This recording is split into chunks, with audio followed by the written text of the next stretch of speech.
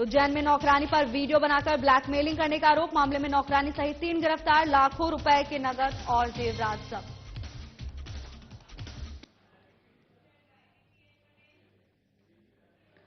केंद्रीय कोयला एवं खदान मंत्री सतीश कुमार दुबे ने राजगढ़ के सांसद रोडमल नागर और जिला अध्यक्ष ज्ञान सिंह गुर्जर, राजगढ़ विधायक और कलेक्टर गिरीश कुमार मिश्रा और एसपी आदित्य मिश्रा के साथ उत्कृष्ट विद्यालय पहुंचे। इस दौरान केंद्रीय मंत्री सतीश कुमार दुबे ने उत्कृष्ट विद्यालय के स्मार्ट क्लास का निरीक्षण किया और उन्होंने छात्रों से संवाद कर शिक्षा में तकनीकी सुधारों और स्मार्ट क्लास के महत्व पर प्रकाश डाला।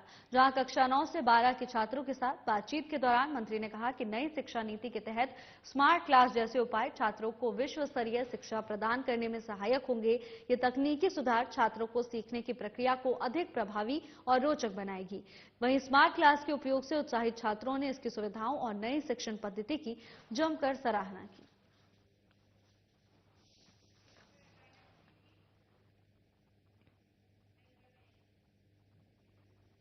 राज्य मंत्री नरेंद्र शिवाजी पटेल के 1 साल पूरा होने पर नगर से 9 किलोमीटर की दूरी पर स्थित छिंद धाम प्रांगण में कार्यकर्ता सम्मेलन सह भोज का कार्यक्रम आयोजित किया गया। इस मौके पर राज्य मंत्री नरेंद्र शिवाजी पटेल का स्वागत और सम्मान किया गया। राज्य मंत्री नरेंद्र शिवाजी पटेल जैसे ही कार्यकर्ता सम्मेलन में पहुंचे, उन्होंने सर्वप्रथम राम दरबार और हनुमान जी महाराज की पूजा अर्चना की। इस मौके पर राज्य मंत्री नरेंद्र शिवाजी पटेल ने कहा कि छींद वाले हनुमान जी महाराज की कृपा से जनसेवा का मौका पाया है।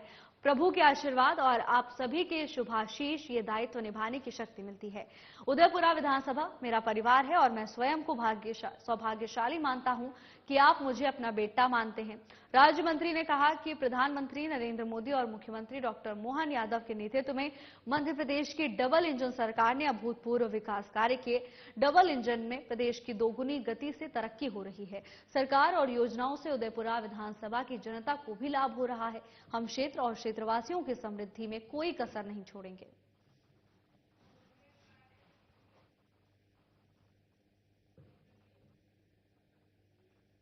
एडीएम अनुकूल जैन को महाकाल मंदिर प्रशासक का प्रभार सौंपा गया है।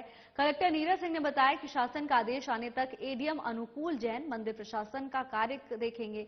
इससे पहले भी वे प्रशासक का दायित्व संभाल चुके हैं।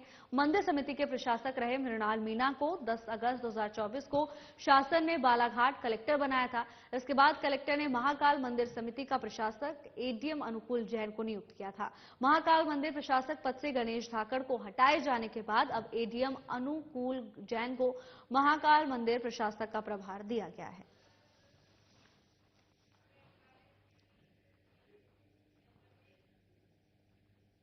अनादिकल्पेश्वर महादेव मंदिर पर शिव महापुराण कथा के अवसर पर भागवत कथा का आयोजन किया जा रहा है। जहां भक्तों को तीसरे दिन कथा सुनाते हुए पंडित मनमोहन कश्यप अग्निहोत्री ने कहा कि भगवान शंकर की आराधना से ही मुक्ति का द्वार मिलता है। दक्ष कन्या मां सती ने अपने तप के बल से भगवान शंकर को प्राप्त कर लिया था। माता सती ने राजा दक्ष के यहाँ कन्या के रूप में जन्म लिया और बाल्यकाल से ही भगवान शंकर की आराधना और कठोर तप किया और भगवान शंकर को प्रसन्न कर उन्हें पति के रूप में पाया। उनकी साधना से ही भक्ति और मुक्ति का द्वार खुलता है। उन्होंने कथा के माध्यम से बताया कि मनुष्य को वासनाओं से दूर रहना चाहिए। आपको बता दें कि तीसरे दिन की कथा में शिव विवाह का आयोजन हुआ, जिसमें भगवान शंकर और माता पार्वती के पात्र अनिल भरावा एवं रीना भरावा बने। भगवान अनादि कल्पेश्वर मंदिर से शिव बारात भूत प्रेत और देवताओं के साथ कथा प्रांगण पहुंची, जहां शिव पार्वती का विवाह संपन्न हुआ। इस अवसर पर शिव भक्तों ने नृत्य कर पुष्प वर्षा से बारात का स्वागत किया।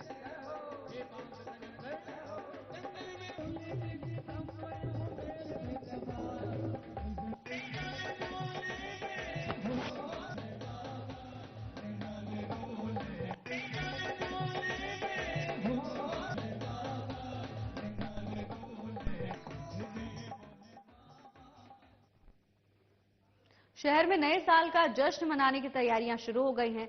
होटल्स और रेस्टोरेंट में इसके लिए खास तौर पर इंतजाम किए जा रहे हैं। कई लोग सड़कों पर भी नए साल का जश्न मनाएंगे। इस दौरान कानून व्यवस्था बनाए रखने के लिए पुलिस ने एक अलग से प्लान बनाया है। एसपी प्रदीप शर्मा ने बताया कि नए साल के जश्न को देखते हुए चीता पार्टी को अलर्ट कर दिया गया है, जो शहर में घूमकर ऐसे होटल्स और रेस्टोरेंट के बारे में जानकारी एकत्रित कर रहे हैं जहां नए साल की पार्टी आयोजित की जा रही है। वहीं इनके लिए अलग से गाइडलाइन भी बनाई गई है। इसके अलावा पुलिस सड़क पर उतरकर सरप्राइज चेकिंग अभियान चलाकर शराब पीकर वाहन चलाने वालों की धरपकड़ करेगी। पुलिस ने रात से ही शहर में चेकिंग अभियान शुरू कर दिया। इधर नए साल को देखते हुए प्रशासन के द्वारा महाकाल मंदिर में व्यापक व्यवस्था की गई। कलेक्टर नीरज कुमार सिंह के मुताबिक इस बार 10 लाख से ज्यादा श्रद्धालुओं के आने का अनुमान है। श्रद्धालुओं को 40 मिनट में बाबा महाकाल के दर्शन हो सके, ऐसे इंतजाम किए जा रहे हैं। आने वाले नए साल को देखते हुए सभी जगह हमारी पार्टियों, जो चीता पार्टियां हैं, वो जितने भी इवेंट्स होने वाले हैं, होटल्स हैं, फार्म हाउस हैं, उन सभी की जानकारी एकत्रित कर रही है। सभी जो इवेंट ऑर्गेनाइजर्स हैं उनको सचेत कर दिया गया है कि ट्रैफिक की व्यवस्था, सिक्योरिटी गार्ड्स की व्यवस्था और सीसीटीवी कैमरे की व्यवस्था करेंगे। कोई भी व्यक्ति अनाधिकृत तौर पर शराब का कंजम्पशन या शराब बेचते हुए पाया जाएगा, उसके खिलाफ सख्त कार्रवाई की जाएगी। आने वाले दिनों में जगह बदल बदल के सरप्राइज चेकिंग लगाई जाएगी, जिसमें यातायात और जिला पुलिस का अमला रहेगा और जितने लोग शराब पीकर वाहन चलाते हुए पाए जाते हैं उनके खिलाफ धारा 185 के तहत कार्रवाई की जाएगी और उनका वाहन भी जब्त किया जाएगा। मेरा आप सभी से अनुरोध है कि इस तरह की किसी भी गतिविधि में शामिल ना हो। आप सभी को नए साल की बधाई। हम सब आपके साथ हैं, परंतु मैं ये नहीं चाहता कि किसी भी प्रकार का किसी घटना में हो और आपके लिए नए साल किसी तरह से दुखदायी। होटल्स वालों को स्पेसिफाई कर दिया गया, किसी भी प्रकार का कोई इवेंट बिना अनुमति के नहीं किया जाएगा। उसके साथ ही साथ वो सीसीटीवी कैमरा, सिक्योरिटी गार्ड जो पार्किंग की व्यवस्था करेंगे। अगर अल्कोहल से रिलेटेड कोई इवेंट है तो उसका बाकायदा एक्साइज से लाइसेंस लिया जाएगा और उसके बाद ही इवेंट को ऑर्गेनाइज किया जाएगा। पूरे भारत से लोग नववर्ष पर बाबा महाकाल का आशीर्वाद प्राप्त करने के लिए आते हैं। इस वर्ष भी ये एक्सपेक्टेड है कि बड़ी संख्या में श्रद्धालु बाबा महाकाल का आशीर्वाद प्राप्त करने के लिए आएंगे। लगभग 10 लाख लोगों की आने की संभावना है और हम लोग तैयारी उसी प्रकार से कर रहे हैं।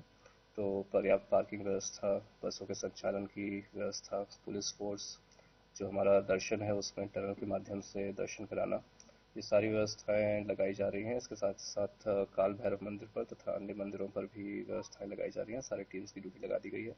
कल इसमें अभी तक जो कार्रवाइयाँ हुई हैं उसका संयुक्त भ्रमण भी किया जाएगा। अभी भस्म आरती जहाँ तक है तो भस्म आरती में जो ऑनलाइन व्यवस्था थी उसको अभी स्थगित, ऑनलाइन बुकिंग स्थगित की गई है और शेष जो व्यवस्थाएं हैं वो यथावत हैं। जो प्रोटोकॉल के अंतर्गत दर्शन वगैरह कराए जाने हैं, जो विशेष प्रोटोकॉल प्राप्त लोग हैं उनको जो हमारा नीलकंठ द्वार है उसके माध्यम से ला करके फिर दर्शन कराए जाएंगे। शिवपुरी जिले के कोतवाली थाना क्षेत्र के अंतर्गत आने वाले फतेहपुर क्षेत्र में अवैध उत्खनन का खेल जोरों शोरों से चालू है। प्रशासन ने कुछ समय पूर्व ही वहां चल रहे अवैध उत्खनन को बंद करते हुए उत्खननकर्ता पर मामला दर्ज कराया, पर उत्खननकर्ता के हौसले इतने बुलंद है कि उन्होंने फिर से अवैध उत्खनन चालू कर दिया। अवैध उत्खनन का कवरेज करने गए पत्रकार देवेंद्र समाधिया के साथ उत्खननकर्ता गजराज रावत और उसके एक अन्य साथी ने मारपीट की और बंधक बनाने का प्रयास किया और बदसलूकी करते हुए जान से मारने की धमकी देते हुए वहां से भाग गए। मामले को लेकर कोतवाली थाना पुलिस ने मामला दर्ज कर जांच शुरू कर दी है। देवेंद्र समाधिया, उपदेव समाधिया जो पत्रकार हैं वो आए थे, उनके द्वारा फोन पे सूचना दी गई थी। मौके पे पूरा पुलिस बल पहुंच गया था, मैं भी वहां मौके पे पहुंच गया था। ये वहां फतेहपुर पे गए हुए थे, वहां कोई साइट पे माइनिंग चल रही थी।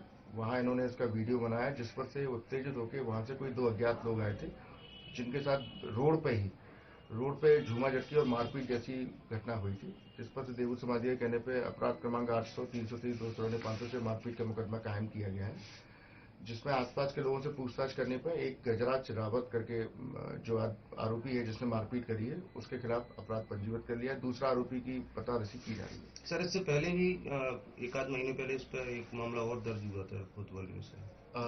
जब से मेरे संज्ञान में आया है उसके खिलाफ मेरे नॉलेज में पहला मारपीट का मामला है, पर पूर्व में माइनिंग के इस पे 1-2 मामले हैं, जो 3 मामले हैं जो कायम किए गए। मैं चाहता हूँ सब भारतवासी हैं तो सबको न्याय मिलना चाहिए, पर जैसी तानाशाही सरकार है जो मतलब न्याय देने के लिए गरीब लोगों को उन्होंने एक घास पूरी समान समझ लिया है।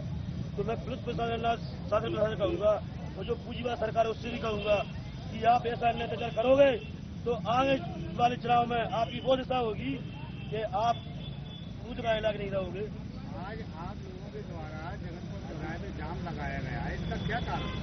इसका कारण है हमारी एक जाटव समाज की बहन थी सविता जाटव, उसका एक्सीडेंट हुआ तो पुलिस प्रशासन पहुंचा भी नहीं 2 घंटे तक पुलिस प्रशासन की लापरवाही कहेंगे, उसके कारण वो खत्म हुई गई। अगर पुलिस प्रशासन तुरंत पहुंच जाता तो अगर अस्पताल में टाइम से पहुंच जाते तो वे बच भी जाते। यूट्यूब पर कथित चैनल या समाचार पत्र के नाम की फर्जी आईडी बनाकर शहर, तहसील और गांव-गांव घूमने वाले कथित फर्जी पत्रकारों के खिलाफ अवैध वसूली की शिकायतें सामने आ रही हैं। जिला अधिमान्य पत्रकार आशीष ठाकुर और साथ ही साधना प्लस न्यूज चैनल की टीम के द्वारा फर्जी कथित पत्रकार इकबाल खान और रोजी खान के खिलाफ गोविंदपुरा थाने में शिकायत करते हुए जांच करवाई गई और जांच की मांग की गई। आपको बता दें कि जिले में फर्जी पत्रकार गांव और शहर में सरपंच, सचिव, शिक्षकों और छोटे मोटे व्यवसायियों को भी खबर प्रकाशित करने की धमकी देकर अवैध रूप से पैसे वसूलते हैं। फर्जी पत्रकारों के द्वारा की जा रही ब्लैकमेलिंग के खिलाफ कोई बोलने को तैयार नहीं होता। शासन प्रशासन से इसकी जांच करने और कार्रवाई करने की मांग की गई। साथ ही पत्रकार को सुरक्षा देने की मांग भी की गई है। कुछ लोग हैं आदिल करके नाम से, कुछ लोग 1 साल से हमारे दुकान पे आके हमको परेशान कर रहे हैं। क्या है, हमारा दुकान है, बर्तन की शॉप है, तो आकर के बोले तुम इलीगल काम करते हो, गैर कानूनी काम करते हो, ऐसे बोल के धमकाते हैं। और हमारे क्या है, हम अकेले हैं तो हमें और ज़्यादा धमकाते हैं। वो लोग 4-5 लोग से आए थे, पिछले 1 साल से आकर के पैसे लेके चले जाते हैं। आपके आवेदन में रोजी और इकबाल करके व्यक्ति का नाम अंकित वो किया गया है, वो क्या कुछ मामला था? वो 24 तारीख की शाम को आए थे वो लोग दुकान पे और बोले मुझे किसी ने भेजा है और मैं उन्हीं के द्वारा आई हूँ। आप क्या क्या काम करते हैं? मैंने कहा देख लीजिए मैम, यही सब काम है। बोले नहीं, इलीगल काम भी है, आप मुझे 30,000 रुपये करके दो, नहीं तो फिर मैं जा करके कंप्लेन डाल दूंगी। तो किस चीज की कंप्लेंट डाली? आपके खिलाफ कंप्लेन डाल दूंगी कि आप गैर कानूनी काम करते हो करके। पीड़ित व्यक्ति हैं जिनके साथ कुछ गलत काम हो रहा है, उनको धमकाया जा रहा है कि उनको उनसे पैसे भी लिए जा रहे हैं। कुछ मॉबिडेंस लोग हैं, ऐसा पीड़ित व्यक्ति ने बताया हमको। तो इस संदर्भ में हम लोग यहाँ पे ज्ञापन देने आए हैं। मैडम, इसमें एक महिला पत्रकार रोजी खान का नाम सामने आया है जो इनको ब्लैकमेल कर रही है, तो उसके खिलाफ क्या कुछ महिला मोर्चा करेगी? महिला मोर्चा संगठन सब एकजुट होकर उनके खिलाफ एक्शन लेगी। जो भी होगा उनसे, जो भी जितना भी हो सकेगा, हम पूरी कोशिश करेंगे उसके खिलाफ एक्शन लिया जाए। पुलिस ने अश्लील वीडियो बनाकर मालिक को गिरफ्तार करने के मामले वाली नौकरानी सहित उसकी रिश्तेदार महिलाओं को गिरफ्तार किया है। इनके पास से लाखों रुपए नकद और लाखों रुपए के जेवरात जब्त किए गए हैं। पुलिस कंट्रोल रूम में एसपी प्रदीप शर्मा ने पूरे मामले का खुलासा किया और बताया कि घर में झाड़ू पोछा का काम करने के लिए नौकरानी ने एक बुजुर्ग व्यक्ति का अश्लील वीडियो बना लिया, जिसको वायरल करने की धमकी देकर वो पिछले 2-3 साल से बुजुर्ग व्यक्ति को ब्लैकमेल कर रही थी। इस दौरान उसके 3 करोड़ से अधिक रुपए वसूल कर लिए। इस काम में उसकी बहन और मां भी साथ दे रही थी। इन्हें भी पुलिस ने गिरफ्तार कर लिया है। इनके घर की तलाशी के दौरान 45 लाख रुपए नगद और 55 लाख रुपए के जेवरात जब्त किए गए हैं। इस मामले में एसपी के द्वारा पुलिस टीम को 20,000 रुपए का रिवॉर्ड दिया गया है। खबर उज्जैन से है, जहां पुलिस को बड़ी सफलता हाथ लगी है। पुलिस ने एक नौकरानी को गिरफ्तार किया है। इसके साथ ही नौकरानी के पास से लाखों रुपए नगद और जेवरात जब्त किए गए हैं। आपको बता दें कि नौकरानी घर में झाड़ू पोछे का काम करने के लिए जाती थी और इसी दौरान एक बुजुर्ग व्यक्ति का वीडियो बनाकर उसे ब्लैकमेल कर रही थी। कई सालों से बुजुर्ग को ब्लैकमेल कर रही थी और लाखों रुपए उसने ब्लैकमेल कर पीड़ित वृद्ध से वसूल कर लिए थे, जिसके बाद मामले का संज्ञान लेते हुए पुलिस ने नौकरानी को गिरफ्तार कर लिया है। तो वहीं इस कृत्य में शामिल उसकी मां और बहन भी पुलिस की गिरफ्त में है। पूरा मामला उज्जैन का बताया जा रहा है, जहां एक नौकरानी ने अपने एक बुजुर्ग व्यक्ति को ब्लैकमेल किया, उससे लाखों रुपए वसूल लिए।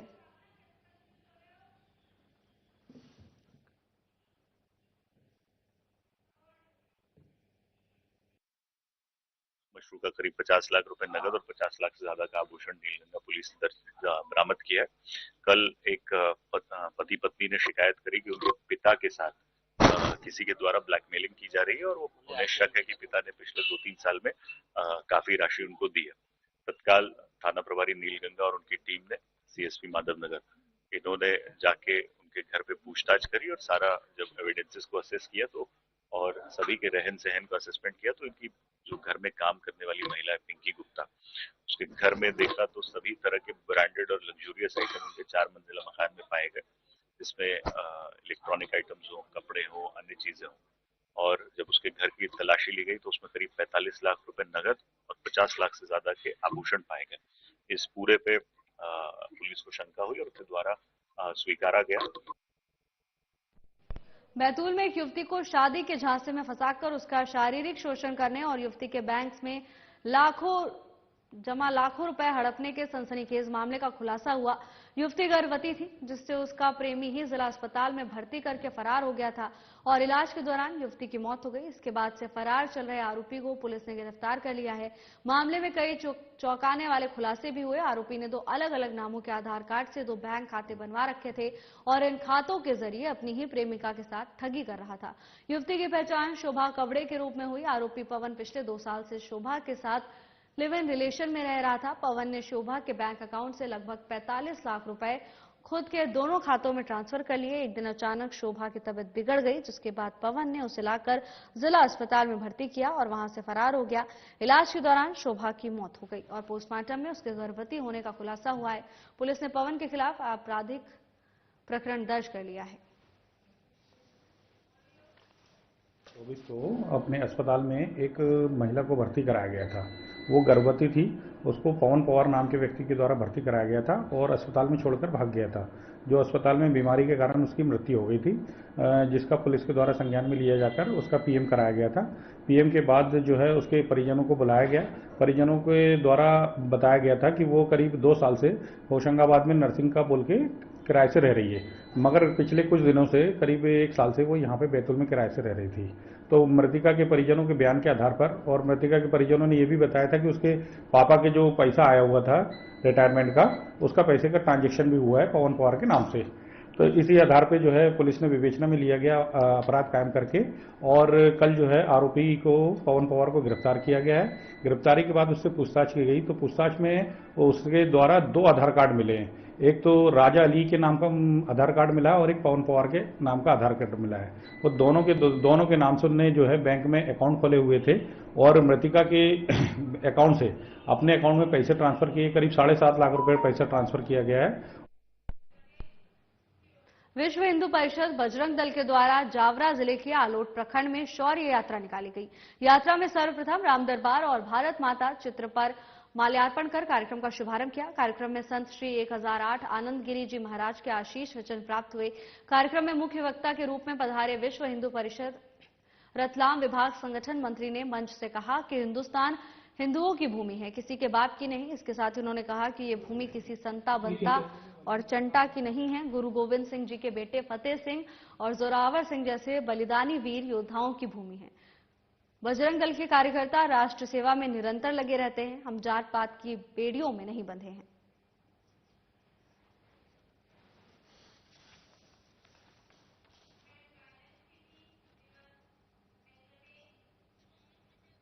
कांटाफोड़ में वीर बाल दिवस के अवसर पर कांटाफोड़ के दी सुजान पब्लिक स्कूल और श्री गुरु सिंह सभा के संयुक्त तत्वाधान में श्री गुरु गोविंद सिंह जी के साहिबजादों की शहादत को समर्पित शौर्य यात्रा निकाली गई।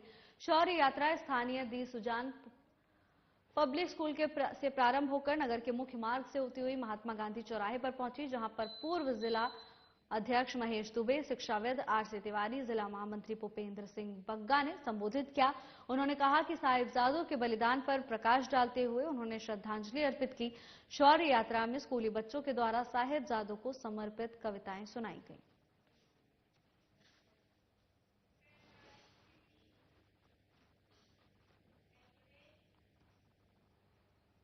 महाकाल मंदिर में दर्शन के नाम पर धोखाधड़ी का मामला सामने आया, जिसमें मंदिर समिति के 2 कर्मचारियों को गिरफ्तार कर उनसे पूछताछ की गई। तो वहीं कई लोगों के नाम भी सामने आए। सत्कार अधिकारी अभिषेक भार्गव, महाकाल मंदिर आईटी सेल प्रभारी राजकुमार, भस्मारती प्रभारी रितेश शर्मा, सभा मंडप दर्शन प्रभारी राजेंद्र सिसोदिया, क्रिस्टल सुरक्षा कंपनी के कर्मचारी जितेंद्र पवार और ओम प्रकाश माली को पुलिस ने आरोपी बनाया। इनमें से कई लोगों को पुलिस ने हिरासत में लिया है।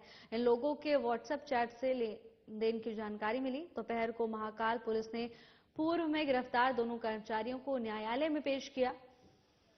एसपी प्रदीप शर्मा ने बताया कि मामले में और भी आरोपी निकलकर सामने आएंगे। कल बंदर में यूपी और गुजरात के कुछ श्रद्धालुओं से जब पूछताछ की गई तो उन्होंने बताया कि 1100 रुपये उन्होंने किसी के माध्यम से, किसी सेवादार के माध्यम से और बिना रसीद कटाए वहां पर वो दर्शन कर रहे थे, जिसमें मामला दर्ज किया गया। और उसके बाद 2 मंदिर के कर्मचारियों को भी हिरासत में लिया गया, विनोद चौक से और राजेंद्र श्रीवास्तव।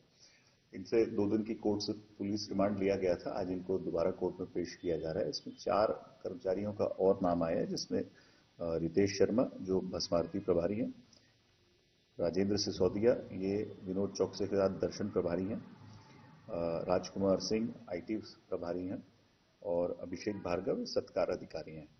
इनके माध्यम से ये इस तरह की डिस्प्रपोर्शनेट और इस तरह की बुकिंग्स कराना स्वीकारा है। इन 4 को भी अब हिरासत में लिया जाएगा, इनसे पूछताछ की जाएगी। इन दोनों को जो हिरासत में लिया गया था, इनके अकाउंट्स के हम लोगों ने ट्रांजैक्शंस को स्टडी किया है, उन सभी को जब्त किया गया और इनकी जो व्हाट्सएप चैट सभी आरोपियों से हुई है, उस व्हाट्सएप चैट को भी हमारे द्वारा जब्त किया गया। इसमें 2 अन्य लोगों का भी नाम आया है, जिसमें जितेंद्र पवार और ओम प्रकाश माली, ये जो क्रिस्टल कंपनी सुरक्षा में तैनात है, इसके कर्मचारी हैं। इनके द्वारा भी समय समय पर जो पॉइंट पे क्रिस्टल के सुरक्षा गार्ड लगाए जाते थे, उनके माध्यम से इस तरह की अवैध वसूली करने के संबंध में जानकारी प्राप्त हुई है। इन दोनों को भी हिरासत में लिया जा रहा है और उसके बाद इनसे भी पूछताछ की जाएगी। महाकाल मंदिर में दर्शन के नाम पर धोखाधड़ी मामले में आधा दर्जन और कर्मचारियों के नाम सामने आए। इस मामले में मंदिर प्रशासक पर भी गाज गिरी है। वहीं शासन ने बड़ी कार्रवाई करते हुए प्रशासक गणेश धाकड़ को हटा दिया। धाकड़ को उनके मूल वित्त विभाग भोपाल भेजा गया है। फिलहाल अभी नए प्रशासक की नियुक्ति हो गई है। कोर्ट ने मंदिर समिति के 2 गिरफ्तार कर्मचारियों को जेल भेज दिया है।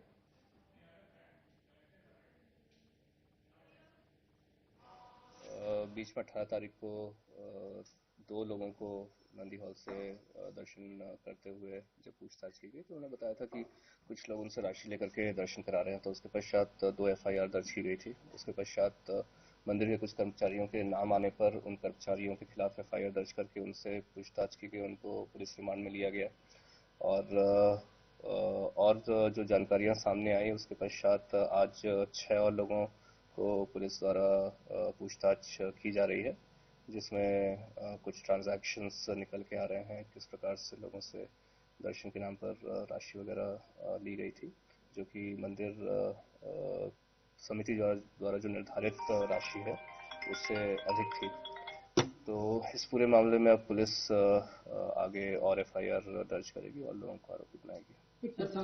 मंदिर प्रशासक को भी क्या स्थिति है? प्रशासक शासन की सामान्य स्थानांतरण प्रक्रिया के तहत स्थानांतरण हुआ है और जहां तक प्रभार का सवाल है तो अभी शासन से कोई पोस्टिंग अभी तक तो हुई नहीं है और शासन से यदि पोस्टिंग होती है तो नए प्रशासक की ज्वाइनिंग होगी, अन्यथा फिर जिला स्तर से तक प्रभार दिया जाएगा। सर, कहीं न कहीं प्रशासक की भी संलिप्तता सामने आई है। देखिए, अभी तक जो पुलिस कार्रवाई कर रही है उसमें जिन जिन लोगों के नाम आए थे उनको अभी तक गिरफ्तार किया गया है और आगे जांच की जा रही है। आरोपी बढ़ेंगे? अभी 6 लोगों को पुलिस और पूछताछ कर रही है तो संभवतः आरोपी इनके बढ़ने की संभावना है। खबर नरसिंहपुर से है, जहां लोकायुक्त ने छापेमारी कार्रवाई कर अधिकारियों को रंगे हाथों पकड़ा है। इसी कड़ी में CMHO डॉक्टर आशीष प्रकाश सिंह और कंप्यूटर ऑपरेटर दीपिका नामदेव को लोकायुक्त ने 5,000 रुपए रिश्वत लेते हुए रंगे हाथों धर दबोचा है। सूत्रों के अनुसार सैलरी निकलवाने के एवज में उक्त राशि मांगी गई थी। लोकायुक्त में यहाँ के मुख्य चिकित्सा अधिकारी उनके खिलाफ कार्रवाई की है। किस तरीके की शिकायत थी मैम आपके? डॉक्टर क्या अपूर्वा श्रीवास्तव ये मेडिकल ऑफिसर है और इनकी पोस्टिंग करेली में है। तो इनकी सैलरी वगैरह सब यहाँ हेड ऑफिस से निकलती है, छुट्टियाँ वगैरह जो भी होती है सैंक्शन यहाँ से होती है। तो उसकी सैलरी नहीं निकाल रहे थे ये, और ये बार बार फोर्स कर रही थी, रिक्वेस्ट कर रही थी, बट नहीं, उनका ये कहना था कि आप 5,000 दो तब आपकी सैलरी निकलेगी।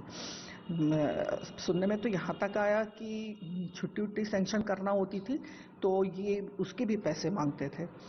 तो इसने कहा फिलहाल के लिए बस इतना ही। नमस्कार।